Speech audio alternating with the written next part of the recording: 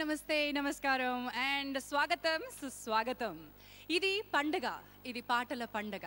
కమ్మగా వినిపించేటువంటి పాటల చిరునామా శ్రీ ఎస్వి కృష్ణారెడ్డి గారి సంగీత దర్శకత్వంలో అండ్ దర్శకత్వంలో మన ముందుకు వస్తున్న యమలీల 2 ప్లాటినం డిస్క్ జరుపుకుంటోంది.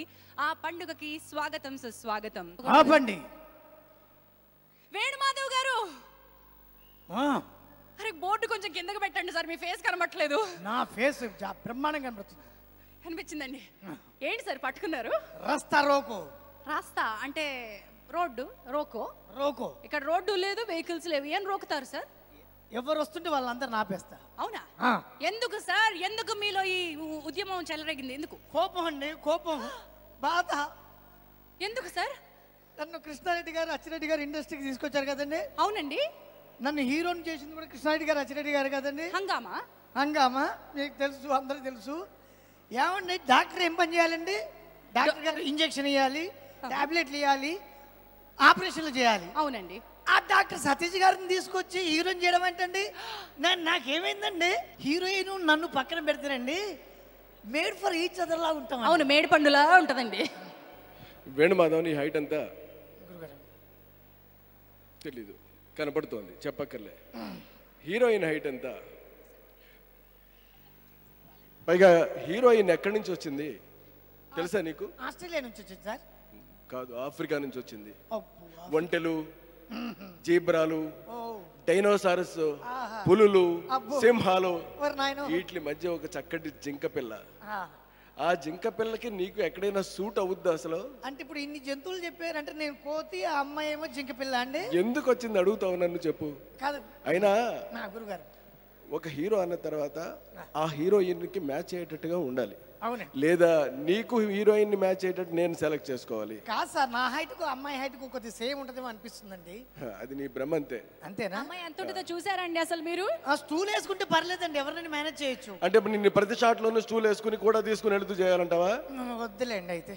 అందుకనే నిన్ను సెలెక్ట్ చేసుకోకుండా తర్వాత ఇంకా చాలా సినిమాలు చేస్తాం కదా మనం, అందులో మనం ప్రయత్నం చేద్దాం. బట్ ఈ సినిమాకి ఎగ్జాక్ట్ గా సతీష్ మాత్రమే సూట్ అవుతాడు కనుక సతీష్ని మాత్రమే ఎంచుకోవడం జరిగింది. సతీష్కి సరిపడేటట్టే స్క్రిప్ట్ అంతా రెడీ చేసుకోవడం జరిగింది. ఆయన పర్ఫార్మెన్స్ మాత్రమే అచ్చుగుద్దినట్టు సూట్ అయింది. Sorry, thank you. యమలీల పాటల విజయోత్సవానికి విచ్చేసిన అతిరథ మహారథులకి, యమలీల అభిమానులకి నా అభివాదాలు. ఈ సంగీతం గురించి మాట్లాడడం అంటే ఒక సముద్రాన్ని ముందుంచి గ్లాస్తో కొలిచి ఎన్ని గ్లాసులో చెప్పమండం. అంత అద్భుతమైన సంగీతం ఇది. వర్ణనాతీతమైన సంగీతాన్ని ఎస్వి కృష్ణారెడ్డి గారు అందించారు. ముఖ్యంగా సంప్రదాయ సంగీత పునాదుల మీద ఆధునిక లయ శిఖరాలతో అలరారుతున్న సంగీత సౌధం ఈ సినిమాకి మాకు వరంగా లభించింది. అలాంటి సంగీతానికి మేము పాటలు రాయడం అనేది నా పూర్వజన్మ సుకృతంగా భావిస్తున్నాను. ఇంకొక విషయం, ఝాన్సీ గారు చెప్పండి. అనంత్ గారు, ఎవరైనా నేను నీలో సగం అని ఎవరెవరితో అంటారు? జీవిత భాగస్వామి మాత్రం అనగలరు. అంటే ఒక అబ్బాయి అమ్మాయితోనే అనాలా? ఏమోనండి, ఇప్పుడు మీరు ఇలాంటి తిరకాసు క్వశ్చన్లను అడగండి. మీ అంత సాహితీ పరిజ్ఞానం మాకు లేదు. నేను మాత్రం ఇప్పుడు ఎస్వి కృష్ణారెడ్డి గారితో ధైర్యంగా అంటున్నాను, ఈ సినిమా వరకు నేను ఆయనలో సగం. వండర్ఫుల్. బలంలోనే కాదు, తెలివిలోనే కాదు, వయసులోనే కాదు, అనుభవంలోనే కాదు, ప్రజ్ఞలోనే కాదు, వీటన్నిటిలో ఎలాగో సగం. కానీ పాటకి సంగీతం సగం, సాహిత్యం సగం అంటారు కదా, ఆ విధంగా ఆ సగభాగాన్ని నాకు ఇచ్చారు. సగభాగాన్ని మళ్ళీ సగం సగం చేసి ఇంకొకళ్ళకి పంచకుండా పూర్తి సగాన్ని నాకే అందించినందుకు వారికి ధన్యవాదాలు తెలియజేస్తున్నాను. వర్ధిల్లాలి జిందాబాద్, డౌన్ డౌన్. ఏంటమ్మా? వర్ధిల్లాలి జిందాబాద్, డౌన్ డౌన్. ఇక్కడ కూర్చుంది ఎవరు? నేను ఇంకెవరో మన మీడియా మిత్రులు కావాలనుకుంటున్నాను. ఇక్కడ ఇంతమంది పాత్రికేయుల మధ్యలో మీరేం చేస్తున్నారండి? అంటే ఎక్కడ కెమెరా కనిపిస్తే అక్కడ ఏదో ఒక చేసేయడమేనా? 4 కెమెరాలు కనిపిస్తే ఉద్యమం చేసేయడమేనా? ఏంటి మీకు, మీ ప్రాబ్లం ఏంటి? ఆమరణ నిరాహార దీక్ష. మళ్ళీ ఒకసారి చెప్పండి. ఆమరణ నిరాహార దీక్ష అండి. ఆమరణ అంటే అర్థం తెలుసా సార్ మీకు? తెలుసండి. అంటే ఏంటండి? అంటే వాటర్ కూడా తాగకుండా దీక్ష చేస్తానండి. అంటే భోజనం చేస్తారా అండి? లేదండి, ఏదో మంచి స్మెల్ వస్తుంది ఎక్కడి నుంచో. ఓకే, ఇప్పుడు మీరు ఆమరణ నిరాహార దీక్ష చనిపోయేంత వరకు చేద్దాం అనుకుంటున్నారా? చనిపోయేంత వరకు ఎందుకులేండి ఆ మాటలు, ఎందుకు పెద్ద పెద్ద మాటలు. కానీ మరి ఎందుకు మీరు ఆమరణ నిరాహార దీక్ష ఎందుకు చేస్తున్నారు? ఏమంటే నాకు హీరోగా ఇవ్వలేదు, చిత్రగుప్తుడి వేషం ఇవ్వలేదు, కనీసం కొంచెమైనా ఆలోచించి యముడి పాత్ర ఇస్తే ఏమైందండి నాకు? అట్లీస్ట్ యముడు పాత్ర, అట్లీస్ట్ యముడి పాత్ర. ఇక ఈ సమాధానం చెప్పాలంటే ఇక మాటలు సరిపోవు కానీ తప్పటం లేదు. ఇక్కడ ఆమరణానికి సిద్ధపడిపోయాడు కనుక. ఏమయ్యా కొద్ది నీరసంగా ఉంది సార్ అప్పుడే. ఎందుకు కానీ మంచి స్మెల్ వస్తుంది సార్ ఇక్కడ. ఏంటా స్మెల్ ఏంటంది? అది బిర్యానీ బిర్యానీ బిర్యానీ. ఆ స్మెల్ సంగతి అలా ఉంచు. అసలు యముడి పాత్ర వేయటం కోసం సరే నీ సంగతి అలా ఉంచు. నేను మొత్తం తెలుగు చిత్రసీమ అంతా వెతికా, హిందీ వెతికా, తమిళం వెతికా, మలయాళం వెతికా. ఇన్ని వెతికి ఇన్ని వందల మందిని చూసి చూసి చూసి ఎందుకంటే అంత వెతకడం, నాకు ఒక ఫోన్ చేస్తే నేను వచ్చేవాడిని కదా. అదే చెప్తా చూసి ఎవరు నా పాత్రకి ఎగ్జాక్ట్గా యముడికి న్యాయం చేయగలిగిన వాడు అని నా ప్రశ్నకి సమాధానం ఓన్లీ ఒక్కసారి వేసినా, 10 సార్లు వేసినా, 100 సార్లు వేసినా ఒకటే పేరు వచ్చింది. అది వేణుమాధవ్ కాదు, మోహన్ బాబు, డాక్టర్ మోహన్ బాబు. ఆయన నిజంగా ఆ కిరీటం పెట్టుకుని, ఆ నగలు పెట్టుకుని నిటారుగానే కూర్చోవాలి గంటల తరబడి, ఎప్పుడు పిలిస్తే అప్పుడు. పైగా ఆయనలో ఉన్నటువంటి పెద్ద బ్యాడ్ హ్యాబిట్ ఏంటంటే డైరెక్టర్ ఎప్పుడు పిలిస్తే అప్పుడు వస్తాడు. ఆయన ఏ డైలాగ్ చెప్పమంటే ఆ డైలాగ్ చెప్తారు, అదే ఏ ఎక్స్ప్రెషన్ కావాలంటే ఆ ఎక్స్ప్రెషన్, అంతే. మళ్ళీ పిలిచేదాకా అలాగే కూర్చొని ఉంటారు. ఎక్కడి నుంచి అండి ఇదంతా మీరు నేర్చుకున్నది అని అంటే, ఎన్టీ రామారావు గారు ఎన్ని సినిమాలు చేశారండి, ఆయనతో మేవిన్ని చేశాము. క్రమశిక్షణకి మారు పేరు ఆయన. నేను చేస్తున్నది ఆయనలో 1% కూడా కాదేమో అని అంటే, ఆ 1%ఏ మాకు 100 దాటి కనపడింది సార్. మీరు ఏమి నేర్చుకున్నారో మాకు తెలియదు. కానీ బట్ బాధాకరమైన విషయం ఏంటంటే, పాపం అంటే ఈ మాట మళ్ళీ కన్ఫర్మేషన్ చేయకండి మీరు. నేను ఈ గద ఇది పెట్టుకుని ఇన్ని గంటల సేపు నేను కష్టంగా అనిపించి నేను ఇకపై యముడి పాత్రలు చేయనని స్టేట్మెంట్ ఇచ్చారు. దయచేసి మీరు ఆ స్టేట్మెంట్ని పక్కకు తీయవలసిన రోజు రాబోతుందండి మళ్ళీ. ఎందుకనంటే మీరు తప్ప ఇంకొకళ్ళు లేరు. ఆ యముడి పాత్ర, ఆ స్ఫురద్రూపం, ఆ నటన, ఆ డైలాగు, ఆ ఎక్స్ప్రెషన్ ఒకటి కాదు, ఎన్నని చెప్పమంటారు. I have no words to tell about of you. Your sincerity, your commitment, your perfection. No, lot of things. We learned lot of you from you, sir. ఇక ఈ ఫిలింలో ఆయన ఎలా ఉన్నారు అని అంటే, మెరుస్తూ ఉంటాడండి. ఒక 25 ఏళ్ల కుర్రాడు, 24.5 అంతే, 25 కూడా కాదు, 24.5 కుర్రాడు. నడుము సన్నగా ఉండి నిలబడితే ఎలా నడుస్తాడో, ఎలా నిలబడతాడో, మొత్తం ఆ రాజస్వం అంతా ఎలా ఉట్టి పడతాడో, అది కూడా ఎన్టీ రామారావు 25 ఏళ్ల వయసులో ఉంటే ఎలా ఉండి యముడి క్యారెక్టర్ ఉంటుందో, ఇవన్నీ కనపడతా ఉంటాయి మనకి. రేపు పొద్దున్న ఈ స్క్రీన్ మీద మనం చూస్తాం. పైగా ఆయనకి అందులో పాట ఒకటి, డ్యాన్స్ ఒకటి, అన్నీ ఇక చూద్దాం. అదరగొట్టేశాడు ఆయన. Thank you. వేదిక మీద ఉన్న పెద్దలకి, ఇక్కడికి వచ్చిన అతిథులందరికీ నమస్కారం. 94 ఫిబ్రవరి 11 యమనిల్లా ఓపెనింగ్ జరిగింది. ఫిబ్రవరి 11 ఓపెన్ అయ్యి ఫిబ్రవరి మంత్ ఎండింగ్ వరకు, మార్చ్ మంత్ ఎండింగ్ వరకు సినిమా షూటింగ్ చేసుకుని, ఏప్రిల్ ఫస్ట్ వీక్లో డబ్బింగ్ చేసుకుని, సెకండ్ వీక్లో రికార్డింగ్ చేసుకుని, థర్డ్ వీక్లో యమలీలా సినిమా రిలీజ్ అయిపోవడం కూడా జరిగింది. కానీ ఒక కమెడియన్, ఒక సినిమా, ఒక థియేటర్లో ద గ్రేట్ అక్కినేని నాగేశ్వరరావు గారు యాక్ట్ చేసిన దాసనారాయణరావు గారు డైరెక్షన్లో ప్రేమాభిషేకం అని 365 డేస్ ఒక థియేటర్లో ఆడింది. ఆ ఒక స్టీల్డు 365 రోజులు షీల్డ్ అక్కడ కనిపించింది. దాని పక్కనే యమలీల 365 డేస్ షీల్డ్ కనిపించడం నిజంగా నాకు చాలా ఆనందం వేసింది. అది ఎస్వి కృష్ణారెడ్డి గారు, అచ్చిరెడ్డి గారు, కిషోర్ రెడ్డి గారు, అలాగే ఆ సినిమా రచయిత దివాకర్ బాబు గారు, కైకాల సత్యనారాయణ గారు యముడుగా సూపర్ డూపర్ హిట్. సో ఆ సినిమా నుంచి ఈ రోజున దాదాపు 1000 చిత్రాలు పూర్తి చేసుకున్న నేను, అది బికాస్ ఆఫ్ ఈవి సత్యనారాయణ గారు, ఎస్వి కృష్ణారెడ్డి గారు గురువులుగా నేను ఇంతకుముందే 20 సంవత్సరాల క్రితం చెప్పున్నా. కానీ ఆ సినిమా నాకు జస్ట్ ఒక లాటరీ టికెట్ కొన్నాను అనుకోకుండా. ఆ సినిమాకి నాకు ₹1,00,00,000 వచ్చింది. కానీ అనుకోలేదు నేను హీరోగా 50 సినిమాలు యాక్ట్ చేస్తానని. థ్యాంక్ యూ ఎస్వి కృష్ణారెడ్డి గారు నన్ను హీరో చేసినందుకు. అలాగే మరి ఈ సినిమా యమలీల 2 నిర్మాత హీరో మా సతీష్ గారు, డాక్టర్ సతీష్ గారు. ఈయనే స్ట్రైట్గా వచ్చి ఎస్వి కృష్ణారెడ్డి గారిని అడిగి, సార్ నేను సినిమాలో హీరో యాక్ట్ చేయాలనుకుంటున్నాను, చిన్నప్పుడు నాకు ఉండిపోయింది, ఆ సినిమాకి డైరెక్టర్ మీరైతే బాగుంటుంది, డైరెక్షన్ చేస్తే బాగుంటుంది అనుకొని అచ్చిరెడ్డి గారిని, కృష్ణారెడ్డి గారిని సంప్రదించడం. దాంట్లో ఎవడో కొత్తోడు హీరో, నేనేంటి యాక్ట్ చేసేది అని అనుకోకుండా మోహన్ బాబు గారు యముడుగా దాన్ని యాక్సెప్ట్ చేయడం నిజంగా హ్యాట్స్ ఆఫ్. ఎందుకంటే అప్పట్లో నందమూరి తారక రామారావు గారు, మళ్ళీ ఇప్పుడు అన్న మోహన్ బాబు గారు ఈ సినిమాలో యముడుగా చేసి, కానీ ఇందాక ఎస్వి కృష్ణారెడ్డి గారు మాట చెప్పారు, యముడుగా నిజంగానే యముడుగా తెలుగు ఫిలిం ఇండస్ట్రీలో నాకు తెలిసి మోహన్ బాబు గారు ఒక్కళ్ళే కనిపిస్తారు. కొంతమందికి గెటప్ వేసినా కూడా అద్భుతంగా ఉండొచ్చు, కానీ యాక్టింగ్ మాత్రం మోహన్ బాబు గారు తప్ప ఇంకెవరు చేయలేరు. ఈయన పక్కన చిత్రగుప్తుడు అన్న హనుమానందం గారు, ఇక ఆయన గురించి చెప్పాల్సిన అవసరం లేదు. సో ఆ సినిమా ఎంత పెద్ద సక్సెస్ అయిందో ఈ సినిమా 2 యమలీల 2 అంత పెద్ద సక్సెస్ సాధిస్తుందని నేను ఆశిస్తున్నాను. ఈ అవకాశం కల్పించిన మీ అందరికీ, డైరెక్టర్ గారికి, ఎస్వి కృష్ణారెడ్డి గారికి, మోహన్ బాబు గారికి అందరికీ కృతజ్ఞతలు తెలుపుకుంటున్నాను. Thank you very much.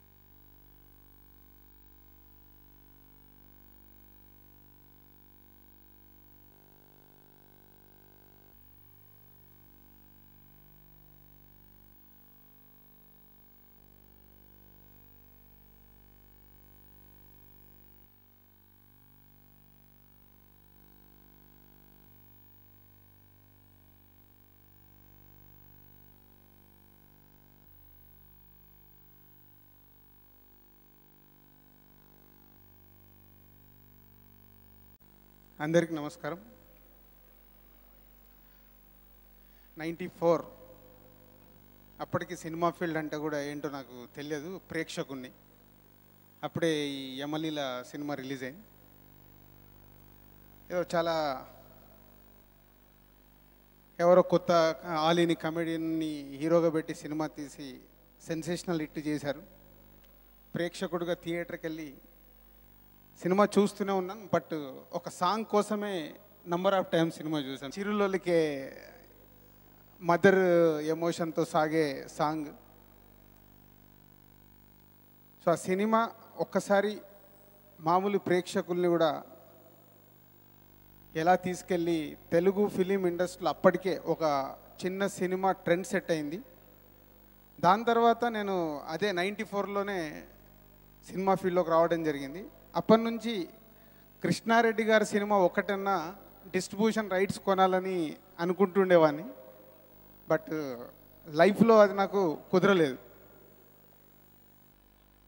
కానీ కృష్ణారెడ్డి గారితో మా సినిమాలో యాక్ట్ చేయించుకునే అవకాశం దక్కింది నాకు. ఆ రోజు కృష్ణారెడ్డి గారితో నేను కారులో వెళ్ళాను, మాట్లాడుతూ ఉన్నాను, కానీ ఆ 1 అవర్ నాకు ఒక తెలియని ఫీలింగ్. ఎలాంటి సినిమాలు తీశారు, అలాంటి కృష్ణారెడ్డి గారితో నేను ట్రావెల్ అవ్వడము, వారు వచ్చి మా సినిమాలో యాక్ట్ చేయడము, వారి సినిమా డిస్ట్రిబ్యూషన్ రైట్స్ దొరికితే చాలు అనుకునే స్టేజ్ నుంచి ఆ ట్రావెలింగ్ ఒక తెలియని అనుభూతి. ఆ రోజు కాదు, దాన్ని మించిన అనుభూతి ఇప్పుడు నాకు స్టేజ్ పైన కలిగింది. కృష్ణారెడ్డి గారికి నేను షీల్డ్ ఇవ్వడం ఏంటి అంటే, అలాంటి కృష్ణారెడ్డి గారిని చూసిన మాకు సో ఇవాళ ఇలా వారికి షీల్డ్ ఇచ్చే అవకాశం దక్కిందంటే నిజంగా వెంకటేశ్వర స్వామి ఆశీస్సులతో. సో మేము ఇంత మా సంస్థ ద్వారా మేము తీసిన సినిమాల ద్వారా ప్రేక్షకుల్లోకి వెళ్ళడం, ఇలా ఒక గెస్ట్ లాగా ఈ ఫంక్షన్కి నన్ను ఇన్వైట్ చేసి కృష్ణారెడ్డి గారికి, అచ్చిరెడ్డి గారికి, మోహన్ బాబు గారికి షీల్డ్ ఇప్పించడం నిజంగా అదృష్టం. అండ్ యమలీల ఎలా అయితే ట్రెండ్ సెట్ క్రియేట్ చేసిందో, యమలీల 2 కూడా ట్రెండ్ సెట్ అయ్యి తెలుగు ప్రేక్షకులు ఈ సినిమాను ఆదరించి పెద్ద సక్సెస్ చేయాలని కోరుకుంటున్నాను. ఈ యమలీల అంటే 20 సంవత్సరాల తర్వాత చేస్తున్న మా యమలీల సినిమాలో 40 సంవత్సరాల అనుభవం కలిగినటువంటి గొప్ప హీరో యముడి పాత్రలో నటించి ఈ సినిమాకి తను కీలకంగా మారినందుకు మేము చాలా గర్వపడుతున్నాం, ఆనందిస్తున్నాం. ఈ సందర్భంగా మోహన్ బాబు గారికి నేను అభినందనలు తెలియజేసుకుంటున్నాను. Thank you. యమలీల 2 యూనిట్ని, నటీనటుల్ని అందరినీ ఆశీర్వదించడానికి వచ్చినటువంటి మీ అందరికీ నా హృదయపూర్వక నమస్కారాలు. మొదటగా రథసారథి అంటే సినిమా విజయానికి సక్సెస్, ఫెయిల్యూర్ ఈ రెండిటికి కారణం ఒకే ఒక వ్యక్తి, అదే దర్శకుడు. నేను ఎప్పుడూ చెప్తుంటాను, దర్శకుడు ఇస్ ది కెప్టెన్, రథసారథి శ్రీకృష్ణుడిలాగా అని. రథాన్ని అటు తిప్పినా ఇటు తిప్పినా, రథంలో ఎంత గొప్పవాడు కూర్చున్నా, అంటే కథ ఎంత గొప్పదైనా దాన్ని వండి విధానంలో, ఒక స్క్రీన్ ప్లేలో నడిపించి విధానంలో మంచిగా తీసుకెళ్తేనే ఆ సినిమా విజయవంతం అవుతుంది. అందుకని దర్శకుని గురించి ముందు చెప్పాలి. ఇలా సినిమా యమలీల 2 అంటే నేను ముందు సందేహించాను, ఎలా అండి మొన్ననే చేశాను, మళ్ళీ అన్నీ పెట్టుకొని చేయడం ఇదంతా చాలా కష్టంగా ఉంటుంది అంటే, లేదు సార్ ఇలా అల్లాము ఇలా అన్నారు. హీరో ఎవరో అన్నాను, ఇలా చెప్తాను సార్ ఉన్నారు ఇంకా అనుకుంటున్నామని సస్పెన్స్ పెట్టారు, ముందు చెప్పలేదు. సరే చేస్తాను అన్నాను, తర్వాత చెప్పారు హీరో పలానా అని. అచ్చిరెడ్డి గారు వాళ్ళిద్దరూ రావడం జరిగింది. నిజంగా వాళ్ళిద్దరి కలయిక చూస్తూ ఉంటే నాకు శివాజీ గణేషన్ గారి కుటుంబం జ్ఞాపకం వస్తుంటుంది. స్నేహం అంటే, ఆప్యాయత అంటే, ఇంత కలిసి మెలిసి ఇన్ని సంవత్సరాలు ఉండడం అన్నది ఇది మామూలు విషయం కాదు. అటువంటి వాళ్ళిద్దరికీ రియలీ హ్యాట్సప్ అచ్చిరెడ్డి గారు అండ్ కృష్ణారెడ్డి గారు. ఎందుకంటే అది 30 సంవత్సరాలైందో 40 సంవత్సరాలైందో ఆ కలయిక, అచ్చిరెడ్డి గారు కృష్ణారెడ్డి గారు. ఆ కలయిక ఎప్పుడూ చూసినా, నేను వారి సినిమాలో ఈ మధ్య యాక్ట్ చేశాను, యాక్ట్ చేయకముందు ఎక్కడ చూసినా ఇద్దరూ నవ్వుతూ ఉంటారు. వాళ్ళ గురించి నేను తెలుసుకున్నది, వాళ్ళు చీమకు కూడా హాని చేయరు, వాళ్ళ పనేదో వాళ్ళు చేసుకుంటూ పోతారు.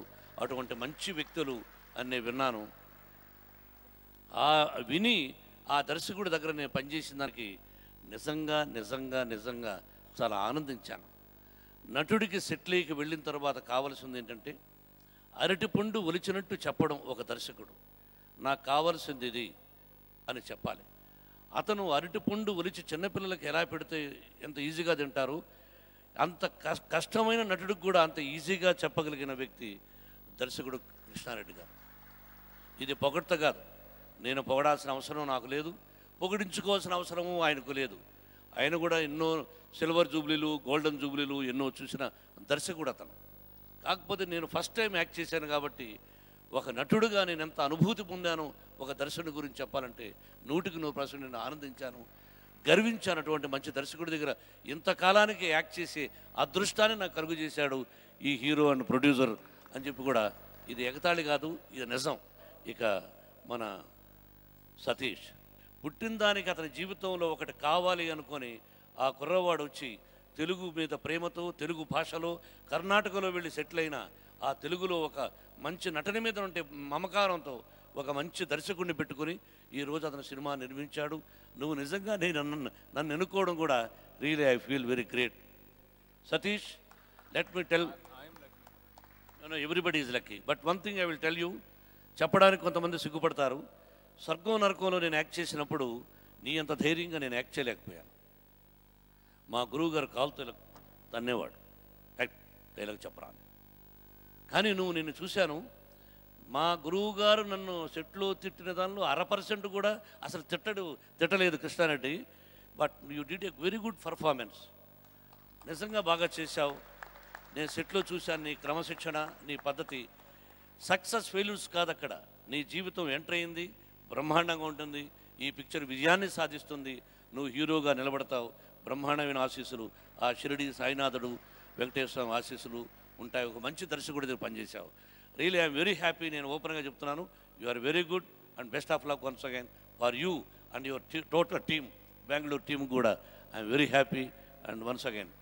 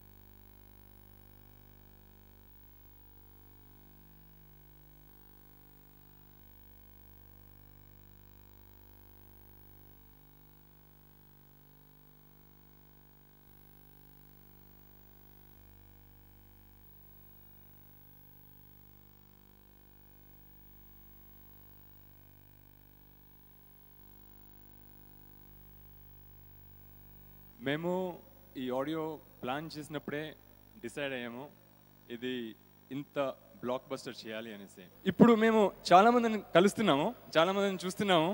వాళ్ళంతా అంటారు రావాలి, ఈ పాటల్ని మనము మూవీలో చూడాలి. వింటే చాలా బాగుంది, మరి చూస్తే దానికి ఇంకా డబుల్ ఇంట్రెస్ట్ వస్తుంది కదా అనేసి. డెఫినెట్లీ, ఎందుకంటే ప్రతి సాంగ్లోని ఒక 2 సాంగ్స్లోని మీరు మోహన్ బాబు గారిని చూస్తారు. సో విజువల్ ఎంటర్టైన్మెంట్ ఉంటుంది. పాటలే ఏం చూడకుండానే బాగుంటే విజువల్స్ పెడితే ఇంకెలాగుంటుంది అనేది అందరికీ ఉంది ఆ ఇంట్రెస్ట్. సో డెఫినెట్గా మీరు చూస్తారు, ఎందుకంటే ఓన్లీ సాంగ్స్కి ఆల్మోస్ట్ 6 ప్లస్ 2-3 చిన్న చిన్న బిట్స్ మీరు చూస్తారు. ఈ సాంగ్స్కి క్రిష్వి ఫిలిమ్స్, ఎస్వి కృష్ణారెడ్డి గారు అంతా ప్లాన్ చేసి ఓవర్ 5 crores ఖర్చు పెట్టారు. Right from the graphics, locations, మీరు కొన్ని లొకేషన్స్ చూస్తారు స్విట్జర్లాండ్వి, కొన్ని ఇటలీవి నుంచి ఆర్టిస్ట్, ఆర్ట్ వర్క్స్ ఓవర్. ఇదంతా చేయడానికి ఒకే కారణము, అందరం ఒకసారి ఒక ఫ్యామిలీగా వచ్చి థియేటర్లో కూర్చుంటే ఓకే సాంగ్స్ విన్నాము, ఎంజాయ్ చేసాము, చాలా ఎంజాయ్ చేసాము. సో అదే సాంగ్స్ని థియేటర్లో కూర్చొని చూస్తే ఎలాగుంటాయి. సో ఆ విజువల్ ఎంటర్టైన్మెంట్ కోసం ఖర్చు పెట్టేది అదే ఆ కాన్ఫిడెన్స్ ఆ ప్రొడక్షన్ యూనిట్ మీద, డైరెక్టర్ గారి మీద. అదేనో ఒకసారి వీళ్ళు కూర్చుంటే ఎలాగో ఎంజాయ్ చేస్తున్నారు, ఎలాగ దీన్ని హిట్ చేస్తున్నారు. సో విజువల్గా చూస్తే ఇంకెంత దాన్ని హిట్ చేస్తారు. సో డెఫినెట్లీ 100% ఎలాగైతే జస్ట్ వింటే మీరు ఎంజాయ్ చేస్తారో, చూస్తే దాన్ని ఇంకా బాగా చేస్తారు, ఇంకా బాగా ఎంజాయ్ చేస్తారు దాన్ని.